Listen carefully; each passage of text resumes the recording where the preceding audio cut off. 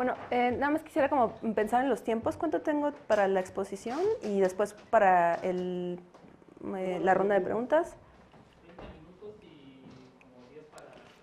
30 minutos de exposición y 10 de... Ah, perfecto, muy bien, pues muchas gracias. Muy bien, adelante. Gracias, pues hola a todos y a todas, la verdad es que es un gusto estar acá, muchas felicidades por el evento.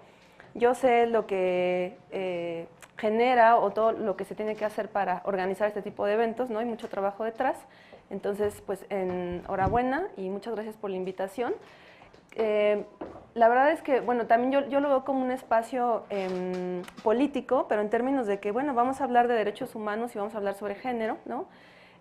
Incluso siempre que estoy en espacios académicos o que colaboro con instituciones, reflexiono sobre lo histórico que es hablar de feminismo en estos espacios, ¿no? Porque eso, bueno, no era posible hace pocos años en realidad, pero bueno, esta institución y en particular esta unidad, pues tiene una maestría en estudios de la mujer, ¿no? Y tiene un doctorado en estudios feministas, entonces sí que hay algo muy interesante, ¿no? En la UAM. Y bueno, pues yo les voy a compartir justamente algunas preocupaciones como comunicóloga y como feminista. Digamos que la ruta que yo pretendo seguir en la exposición es esta, es decir, me gustaría que viéramos algunos conceptos claves, algunas reflexiones previas y quiero traer a colación algunos casos de estudio sobre el uso de plataformas sociodigitales y bueno, pues eso, reflexionar sobre las aportaciones, los avances, lo que ha hecho el movimiento de mujeres o lo que ha construido a partir del uso de la tecnología. Y bueno, creo que algo muy importante que tenemos que entender es que la tecnología no va a hacer muchas cosas por nosotros o por nosotras, ¿no? Es una herramienta, pero tiene limitaciones como muy puntuales. Entonces me gustaría que reflexionáramos en torno a eso. Y bueno,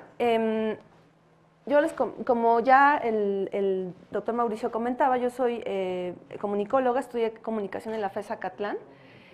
Y saben, siempre cuando hacemos exposiciones desde el feminismo o desde ciertas posturas del feminismo, tratamos de compartir lo personal, porque lo personal es político, ¿no? Es una de nuestras ideas o de nuestros posicionamientos.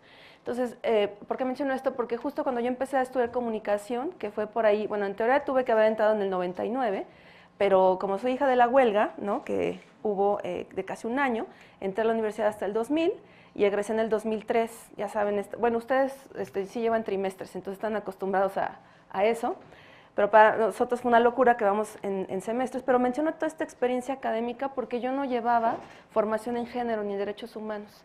En realidad eso fue mucho después, yo después fui profesora de la FES Acatlán, daba la materia de ética, y ahí empecé a incorporar como algunos ejes sobre derechos humanos y perspectiva de género, pero fíjense, le estoy hablando de una importante diferencia de años, entonces es en realidad cuando yo egreso que empiezo a encontrarme con la reflexión feminista sobre la comunicación.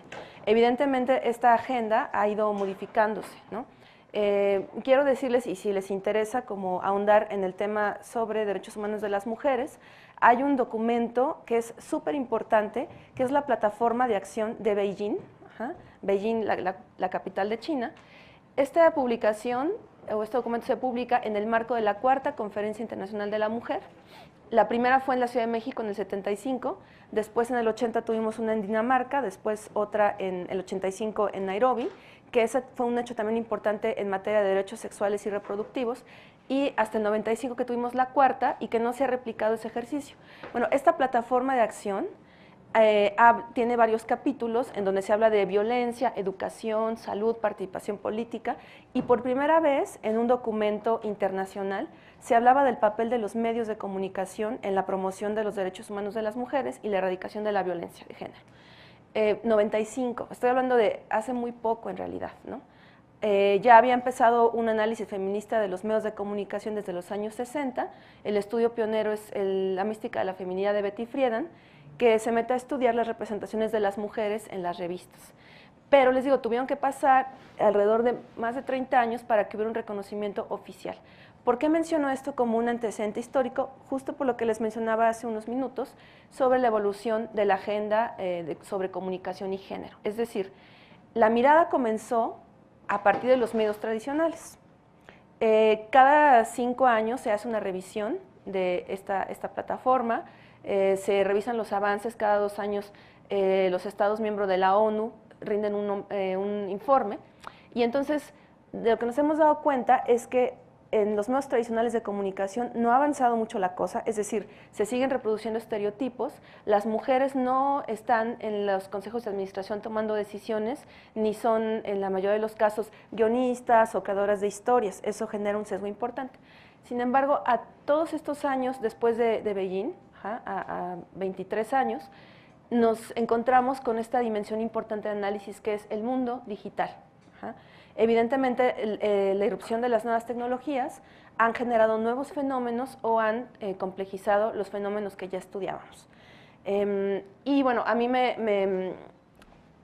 yo prefiero utilizar, más allá del término digital, me gusta más el término y el concepto de lo sociodigital, porque me parece también que estamos en un momento de riesgo en el que pensamos o hacemos a un lado justo eso, la dimensión de la materialidad cuando analizamos lo que pasa en el mundo digital. Y no es así. Por eso cuando lo anclamos, cuando lo articulamos desde lo social, pero también desde el uso de lo digital, ahí entendemos las implicaciones y la relación que guarda cada una de estas dimensiones. Eso es súper importante de entender. Bueno, vamos también a pensar, antes de que veamos como puntualmente estos conceptos que traigo en la presentación, pues qué es la alfabetización digital, ¿no? Como ya mencionaba el doctor Mauricio, pues va a ser como la materia prima a lo largo de esta jornada semanal. Entonces, bueno, hay como puntos de partida muy básicos. Está la propuesta de la UNESCO. Si ustedes buscan, ¿no?, alfabetización digital UNESCO, van a venir una serie de competencias que supuestamente debe tener una persona alfabetizada, ¿no? Piensen también en la complejidad del concepto de alfabetización.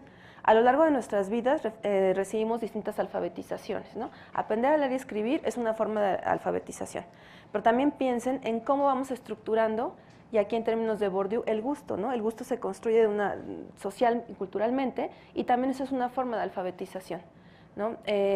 ¿Cómo aprendimos? Piensen en sus genealogías tecnológicas, cómo aprendieron a utilizar la tecnología, ¿no? Yo me acuerdo que iba a la secundaria y llevábamos la materia de informática, que era horrible, ¿no?, porque los profesores nunca daban bien las clases y eran estas computadoras, ¿no? El CPU era muy diferente, o sea, piensen también en la dimensión de lo físico, del hardware, ¿no?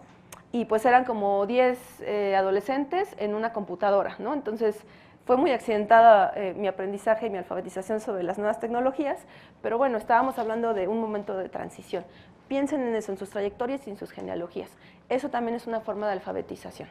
Aquí, insisto, lo riesgoso es que asumimos que por tener estos saberes tecnológicos vamos a ser consumidores responsables, ¿no?, críticos. También, desde luego, pues bueno, amerita reflexionar a qué nos referimos cuando hablamos de consumidores críticos, ¿no?, o activos. Eso ha sido una discusión de los estudios de comunicación desde los años 70, pero básicamente, y pensando en el contexto, en estas discusiones emergentes que vemos, bueno, podemos hablar de un usuario, una usuaria que no reproduce, por ejemplo, fake news, pienso, ¿no?, es algo muy básico, o que se cuestiona esta reproducción de los discursos de odio. Piensen en todo este contexto que estamos viviendo en los últimos días con la caravana migrante, ¿no?, que en realidad a mí me gusta más nombrarlo caravana refugiada, porque en realidad esas personas tendrían que entrar a nuestro país en calidad de refugiados, no de migrantes, y ahí, eso es una diferencia importante, ¿no?, en términos jurídicos y de derechos humanos. Pero eso, no sé si ustedes se han prestado atención sobre la reproducción de tantos discursos de odio, ¿no?, racistas, clasistas. Entonces, eso, insisto, podemos a lo mejor estructurar una historia a partir de las plataformas sociodigitales que utilizamos, pero a lo mejor estamos reproduciendo algo que no es cierto o que está vulnerando a otras personas, ¿no? Otra dimensión de la alfabetización digital que es importante poner sobre la mesa es el conocimiento y la conciencia sobre la seguridad digital, ¿no? Una vez en clase les preguntaba a mis estudiantes qué era lo que ellos consideraban como lo más valioso, ¿no? Y bueno, hablábamos de los recursos naturales, el petróleo, ¿no?, el agua, en fin, y yo les decía, todo eso es cierto, pero también hay algo muy importante que tiene mucho valor en el mundo actual, que es la información, ¿sí? Y no solo la información pública, es decir, esto que le podemos exigir como ciudadanos al Estado, ¿no?, en términos de transparencia. No, me refiero a la información que se puede obtener de nosotros, de nosotras, a partir del uso de las plataformas sociodigitales. ¿Alguna vez han leído el aviso de privacidad de Google, por ejemplo? O sea, al momento de que abrimos una cuenta de correo electrónico, pues prácticamente le estamos regalando mucha información muy valiosa, ¿no? Le estamos ahorrando la chamba para hacer perfiles de consumidores muy puntuales. Entonces, no sé si ustedes se han percatado de que, entre otras cosas, si no cambiamos como la seguridad desde nuestros dispositivos, pues le permitimos que tenga abierto el micrófono de nuestro celular. Entonces, ¿no les ha pasado que pueden ir caminando con un amigo, una amiga, y de repente dicen, quiero irme de vacaciones a Acapulco? Y mágicamente les aparecen promociones para ir a Acapulco en el buscador. Pues eso es porque nuestros micrófonos muchas veces están abiertos, los micrófonos de los dispositivos. Eso es seguridad digital. No es satanizar el uso de estas plataformas, pero sí es aprender a utilizarlas y sobre todo también pensar que hay otras opciones, ¿no?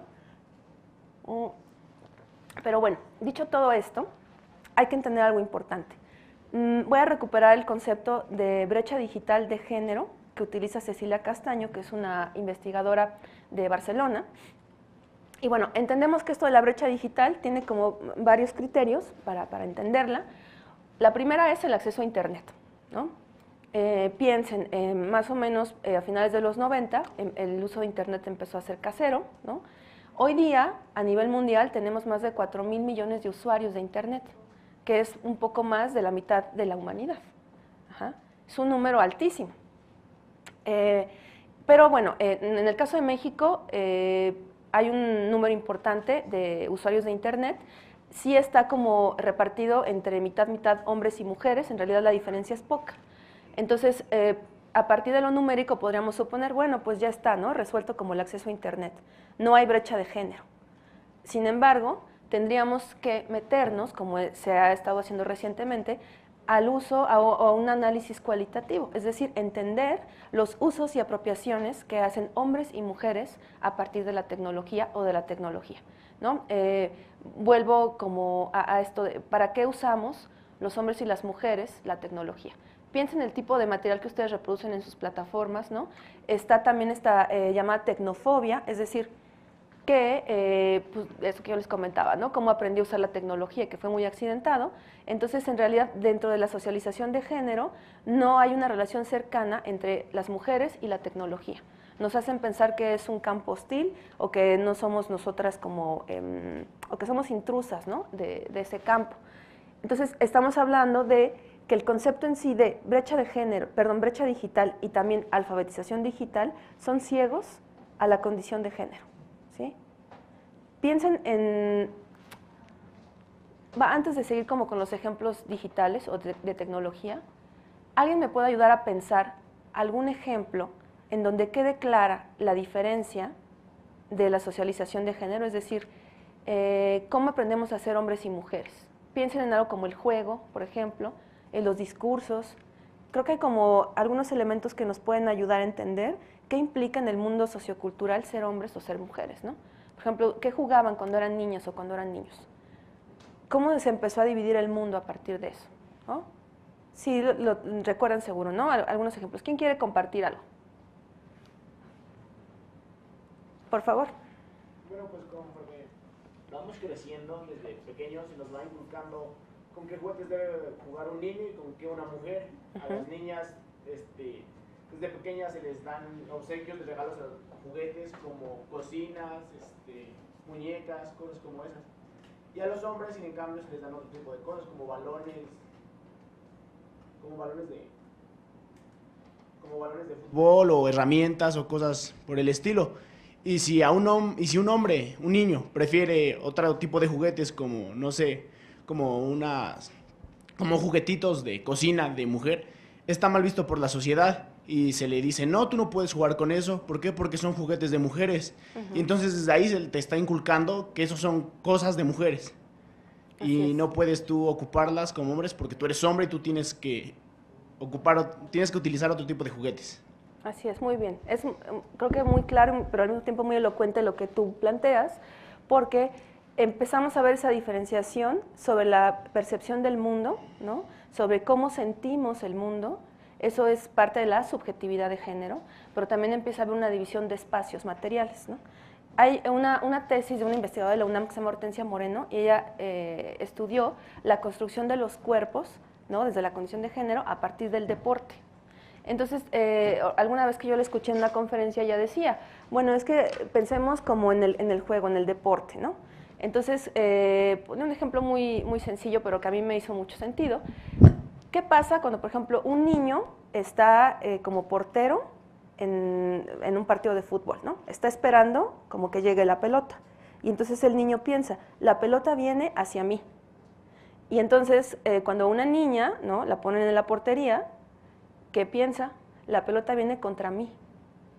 ¿Se fijan en esa diferencia tan importante a partir del uso de una preposición y que no solo es discursivo, es pragmático? Me hizo sentido porque a mí me pasó eso, ¿no? Hayan de decir ustedes que qué experiencia tan traumática mía la de la secundaria, ¿no? Entre las computadoras y jugar fútbol, pero bueno, son espacios de socialización.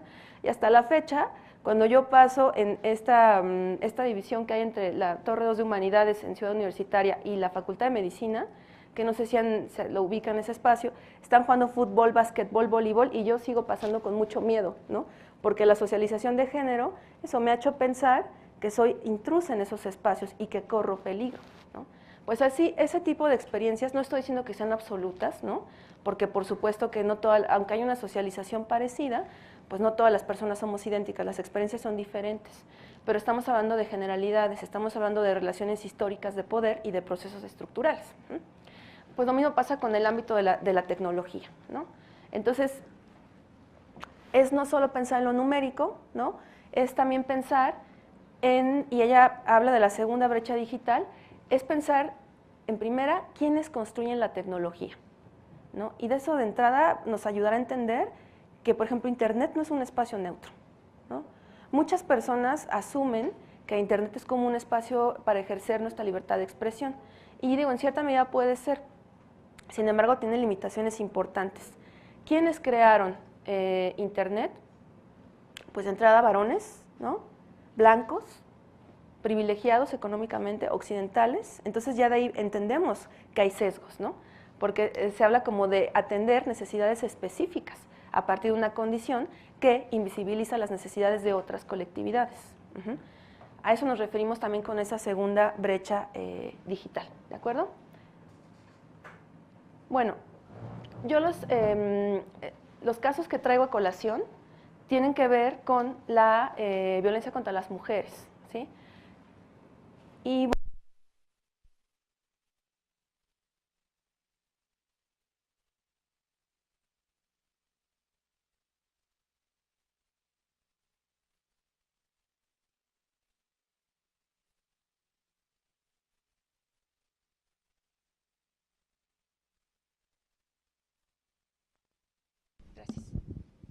les estoy hablando que en este país vimos por primera vez en una ley el concepto de violencia contra las mujeres en el 2007, hace 11 años, ¿sí?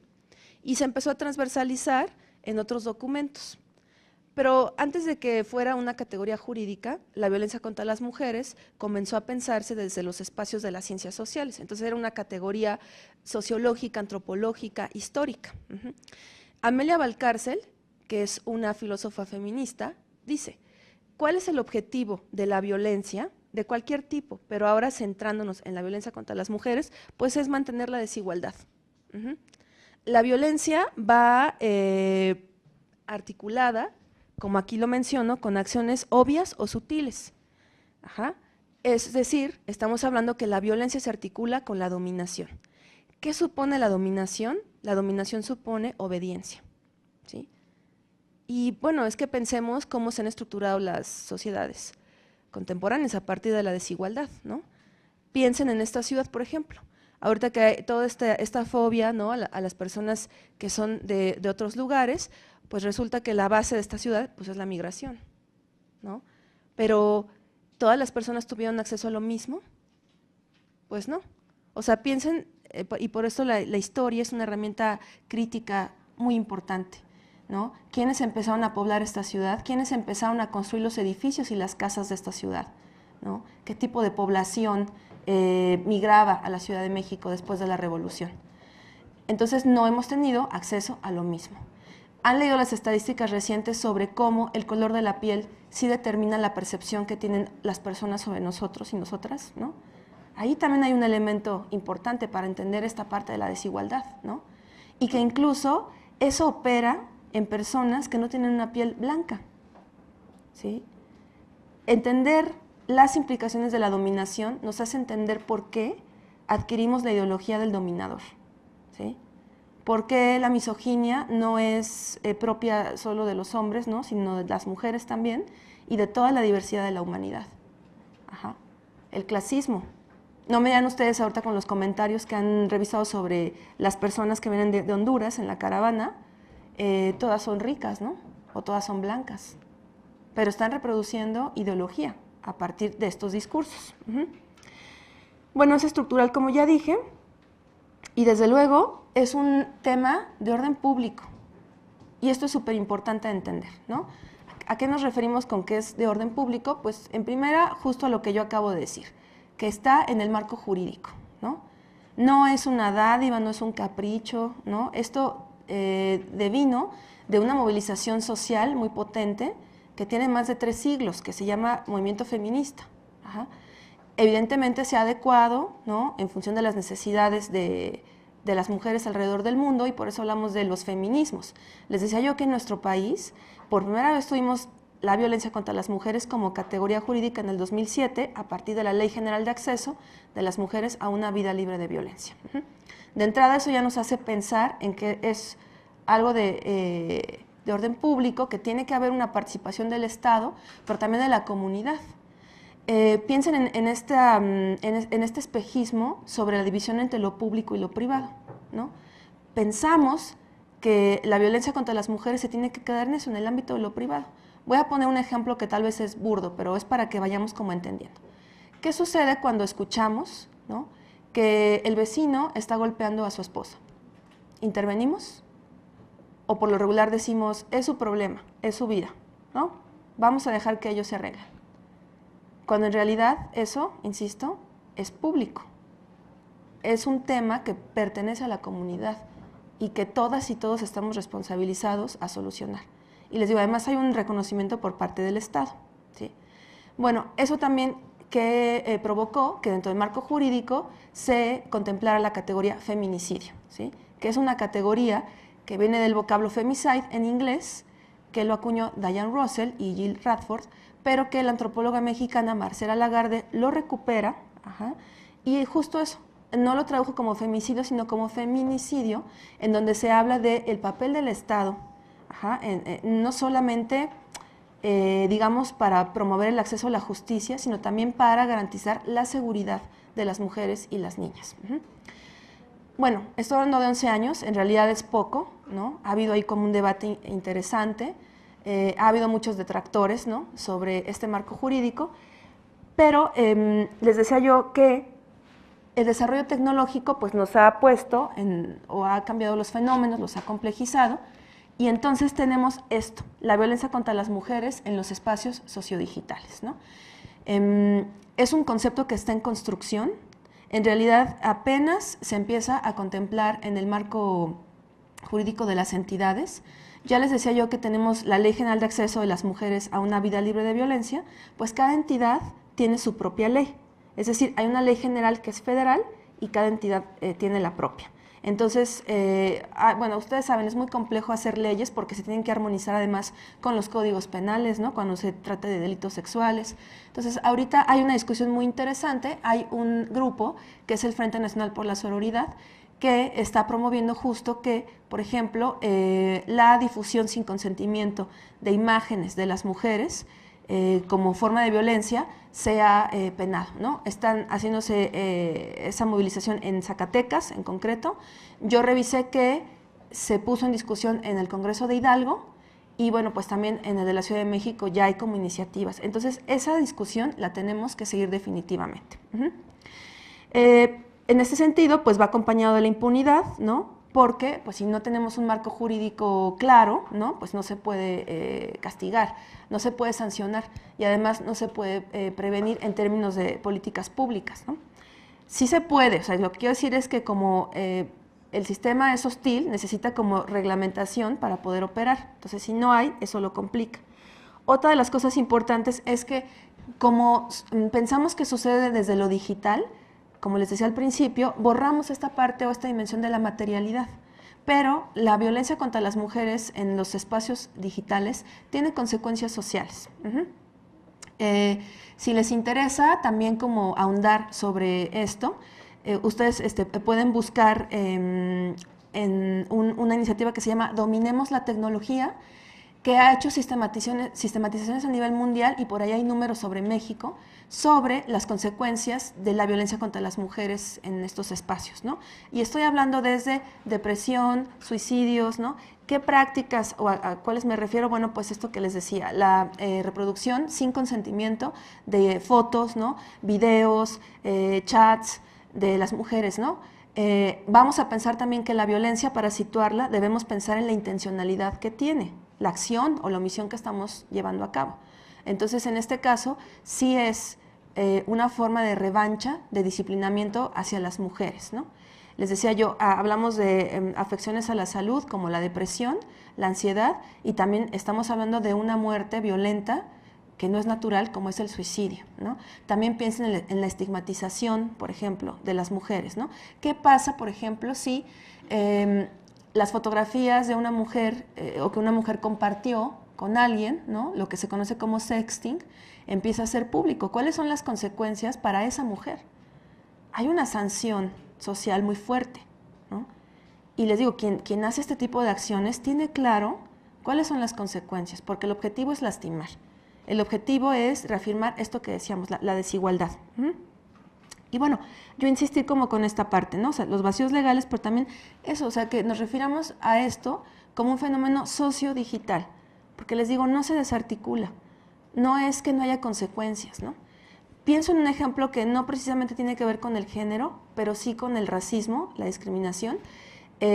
Justo cuando Andrés Manuel López Obrador ganó las elecciones, las primeras semanas fueron de euforia colectiva, ¿no? Yo hago etnografía virtual, entonces veo, ¿no? Como estas radiografías, ¿no? Sobre lo que es la sociedad mexicana. Y ustedes se acordarán lo que empezó a circular con respecto a su hijo menor, ¿no?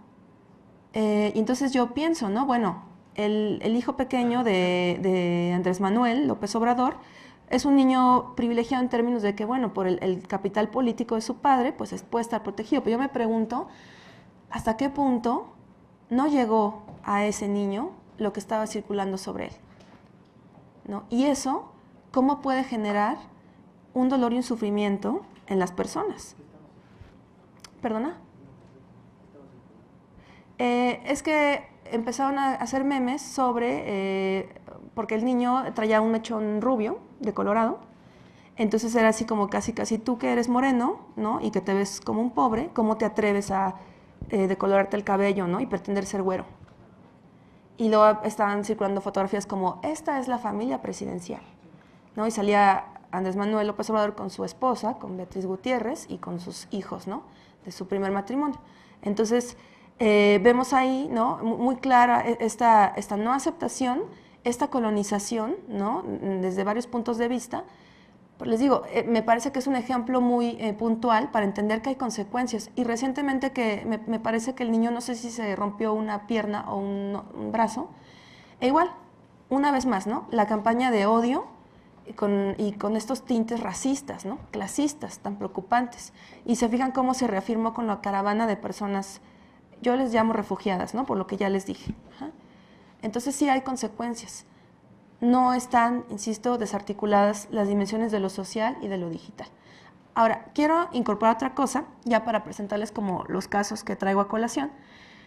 Esta dimensión de lo transmedia o transmedia, que eso implica un puente, un diálogo entre distintos medios de comunicación, ¿sí?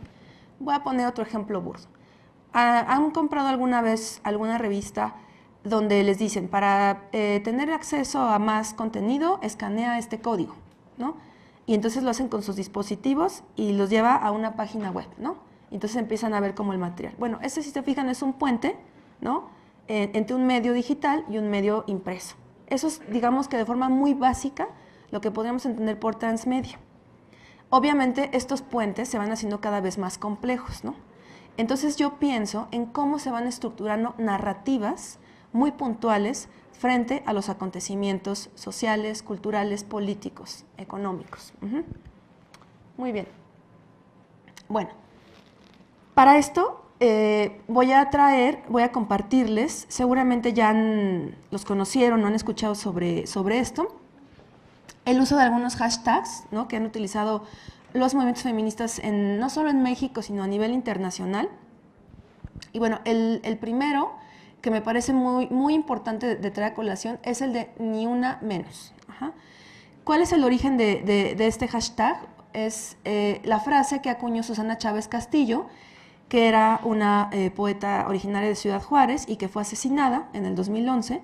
Entonces ella acuñó un trabajo poético, ¿no?, con el nombre Ni una muerta más. Entonces se recupera y se empieza a hacer como ciertos juegos, ¿no?, con el lenguaje para posicionar pues esta movilización política. Muy bien, ese es el origen de la frase. Si se fijan, no tiene que ver con lo digital, ¿no? Sabemos, entendemos cuál es el referente o por qué Ciudad Juárez es un referente histórico sobre la violencia contra las mujeres, ¿no? ¿Se acuerdan que ese empezó a ser como el punto de partida para estudiar la violencia contra las mujeres y el feminicidio en México? Bueno, en Argentina, en 2015, Kiara Páez, que era una adolescente, fue asesinada por su novio. No voy a mencionar como detalles para hacer apología, sino para que entendamos por qué la movilización. Ella estaba además embarazada y cuando él la asesina, el padre y la madre del asesino colaboran para que él esconda el cuerpo. Entonces lo encuentran, ¿no?, enterrado, y eso pues desde luego genera indignación en un sector, no en toda la sociedad, por desgracia, pero sí en un sector importante de la sociedad argentina. Y entonces es cuando surge el movimiento Ni una menos. La primera marcha fue el 3 de junio del 2015 en Argentina y se fue extendiendo a nivel mundial. Se empezó a utilizar el hashtag Ni una menos, ¿no? Acuérdense que el uso de los hashtags ayuda a posicionar, ¿no?, los discursos. Y ahorita les diré cómo también el uso de hashtag nos puede vulnerar, ¿no?, hablando como un poco de la dimensión de la seguridad digital. Y en México, justo como con el propósito de querer hacer más una acción afirmativa frente a la vida, ¿no?, se pensó si realmente se quería utilizar el Ni una menos, ¿no? Y en realidad, bueno, a partir de esta reflexión, se creó el hashtag Vivas Nos Queremos, ¿no? Les digo, más como una reafirmación desde la vida. No pensar como el menos, ¿no?, sino como pensar la vida como un derecho humano, bueno, de todas las personas, pero en este caso de forma particular de las mujeres y las niñas. Ahora, hasta ahorita se fijan cómo, desde luego, para poder posicionar estos hashtags, ¿no?, para poder tener interacción en Twitter, en Instagram, en Facebook, pues desde luego que requeríamos de saberes tecnológicos, ¿no?, esta parte de la alfabetización digital que decíamos. Sin embargo, para hacer esta reflexión entre cuál vamos a utilizar, si el Ni una menos o el Vivas Nos Queremos, tuvo que haber una reflexión que no necesariamente tenía que ver con lo tecnológico, ¿cierto?, sino que hablaba de una reflexión más política, ética. Entonces, esto lo traigo a colación justo por lo que ya he insistido en repetidas ocasiones desde el inicio, ¿no? No es solo saber usar la tecnología, es entender que esto puede ser una herramienta, pero que no lo es todo. No le echemos como carga de más, ¿no? Vamos a pensar el mundo en términos geopolíticos, ¿no? Estos recursos tecnológicos y digitales que nos van a posicionar, que nos van a posibilitar el interconectarnos, eso sí. Entonces de repente estábamos en grupos, ¿no?, de Facebook, dialogando con compañeras de distintas partes del mundo, a partir del Vivas Nos Queremos o del Ni una menos, ¿no? Y era cómo nos vamos a organizar para hacer acciones colectivas, ¿no?, en las plazas de las ciudades de todos los países, ¿no? ¿Cómo vamos a ir vestidas? ¿En qué momento vamos a tuitear? En fin, o sea, sí se logró hacer una forma de organización colectiva a partir del uso de la tecnología. Desde luego pueden ser herramientas de visibilización, son espacios de denuncia, ¿sí?, Pero les decía yo, es importante entender cómo estructuramos el discurso. A mí me parece muy, muy importante esta reflexión que se hizo desde los feminismos en México, es decir, que tenemos que hacer discursos que reafirmen la vida. Ajá. Porque, si se fijan, bueno, la necropolítica, ¿no? Que es como todo este sistema y estos mecanismos, ¿no?, de muerte que estamos viendo como nunca en este país, pues eso, nos llevan a naturalizar y a banalizar la violencia. Entonces tenemos que hacer narrativas, eso, para reafirmar la vida, para organizarnos como colectividad. Entonces yo solo así rapidísimo les comento que cuando hablo de esto de la interconexión que puede haber entre las mujeres a partir de la tecnología, pues justo a mí me tocó, yo andaba estudiando en Alemania en ese momento, me tocó la fundación del Ni Una Menos Berlín, ¿no?, que fue un movimiento de mujeres latinoamericanas. Entonces eso fue maravilloso, porque a partir de eso se fueron articulando otras acciones, ¿no? Estaban un tanto desarticuladas las compañeras en Alemania, las latinoamericanas, y a partir de eso empezó a haber como puentes, ¿no? Entonces, si se fijan, esta foto que, bueno, no es así como, les voy a presumir mi foto, ¿no?, de la marcha, pero bueno, es eso, o sea, que recuperamos no solamente lo tecnológico, que dábamos acompañamiento a las compañeras de otros puntos de América Latina, sino que también recuperábamos elementos simbólicos. Seguro saben cuál es el origen de estas cruces, ¿no? Fue una forma de protesta, de denuncia en Ciudad Juárez, ¿no? Fue una forma de reapropiación del espacio.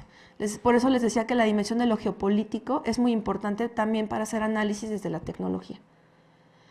Y bueno, me quedan ya menos de 10 minutos, voy como cerrando. Quiero hablar de este otro hashtag que fue mi primer acoso, que bueno, fue una iniciativa que empezó a circular la periodista colombiana radicada en México, Catalina Ruiz Navarro. Entonces ella, el 24 de abril del 2006 íbamos a organizar una marcha en protesta hacia la violencia contra las mujeres, pero a Catalina le pareció importante utilizar nuestros espacios sociodigitales como espacios de denuncia y se lanzó la iniciativa, Mi Primer Acoso, ¿no?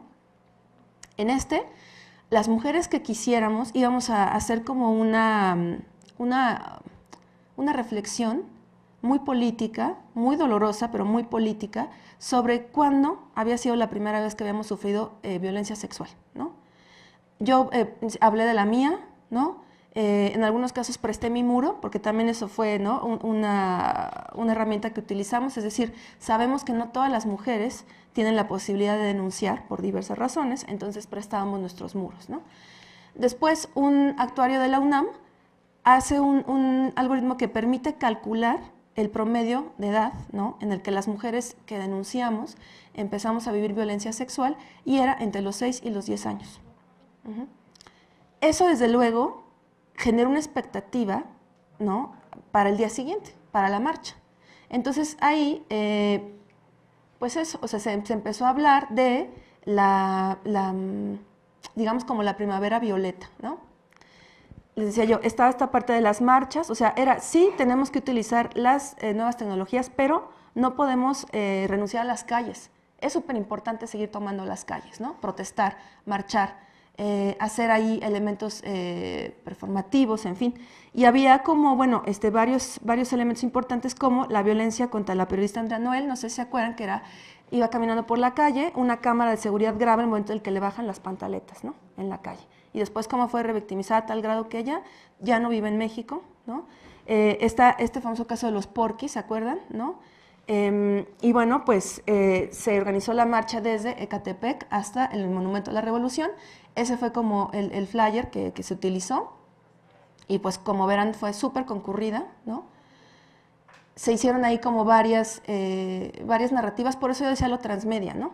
O sea, hubo un seguimiento que sí me pareció consistente por parte de algunos medios de comunicación, y bueno, pues había otros que, ya saben, lo ponderaban como la marcha de las locas, ¿no?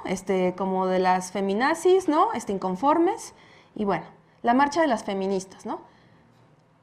Pero bueno, en realidad hubo como una cobertura, me parece, consciente, ¿no? Ahí hubo como un acompañamiento importante. Y fíjense, hubo también como otros elementos importantes que se anclan con el tecnofeminismo, y esto lo estudia, si les interesa, la doctora Marcela Suárez, que es profesora de la Universidad Libre de Berlín. y ella estudia mucho sobre tecnofeminismo. Ella estudia esta propuesta que se llama Droncita, que pueden encontrar en Twitter, en Facebook, Droncita, un dron, sí ubican todas que es un dron, pero es Droncita, ¿no? Porque es un personaje como feminizado, y bueno, pues nadie sabe quién es la Droncita, pero la Droncita va como captando este tipo de elementos performativos. No sé si alcanzan a ver, que dice ahí hashtag una feminicida, ¿no? Porque claro, si tú estás pintando en el piso, no alcanzas a ver, ¿no?, qué está diciendo, o lo alcanzas a ver desde cierta perspectiva. Pero ¿qué pasa cuando desde el dron tú alcanzas a ver, como en este caso, la imagen? Es súper potente, ¿no? Entonces, fijan, está como esto, la tecnología, la reflexión política, ¿no? Y también pensar, insisto, en términos geopolíticos. Bueno, voy cerrando. ¿Qué pasó con la primavera violeta? ¿Qué pasó después de que las mujeres empezamos a denunciar en estos espacios y que varias activistas empezaron a hacer un trabajo mucho más puntual? Bueno, pues que recibieron amenazas de muerte, ¿no? Como verán, ahí se mandaban imágenes, ¿no?, de mujeres asesinadas y pues con amenazas, ¿no? Esto es lo que te va a pasar si sigues como denunciando. Todas estas descalificaciones cuando denunciamos el acoso sexual, ¿no? Bueno, no, creo que no necesito repetir, ¿no? Ustedes pueden ver como los discursos, ¿no? Pues eso, ¿no? Exageramos, ¿no? Ya saben.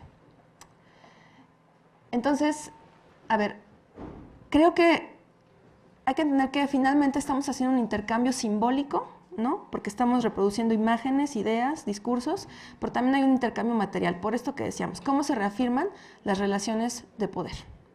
Esta estructura de relaciones de poder. Ahora, la tecnología es patriarcal. Ya decía yo que quien crea la tecnología, y esto genera como sesgos importantes, ¿no? Eso, los espacios digitales no se pueden separar de la materialidad. Y bueno, pues estamos como ante la posibilidad de generar nuevas narrativas. Yo por eso me pregunto, ¿no? ¿Será que la alfabetización digital como la conocemos es suficiente o necesitamos anclar otro tipo de acciones, ¿no? ¿Cómo nos volvemos consumidores sensibles, politizados, ¿no? ¿Cómo podemos organizarnos para generar acciones que no solo se queden como en este ciberactivismo? Bueno, o lo que suponemos que es el ciberactivismo, ¿no? Porque no es nada más compartir una publicación, es no renunciar, les digo, a esta parte de la materialidad, ¿no? Entonces, bueno, son como algunas preguntas que yo dejaría para iniciar el diálogo. Muchas gracias.